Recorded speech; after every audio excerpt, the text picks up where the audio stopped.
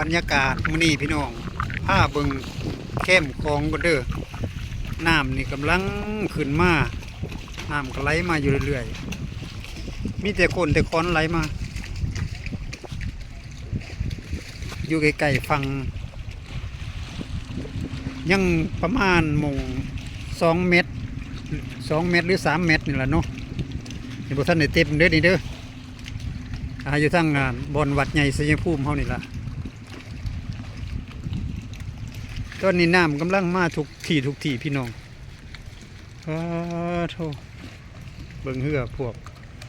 เจ้าของเรือเพิ่นก็ผูกไว้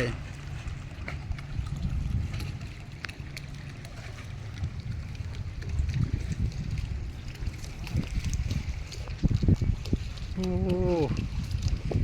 ท้องฟ้ากำลังมืดตึ๊บมืดครึ้มมาอยู่เอาผ้าเบิ่งพี่น้องเบิ่งจักเล็กจักน้อยโอ้โหพี่ทุกคนแต่ค้อนละมาทางกลางบ่ไหลมาบุญบันผลแม่นละ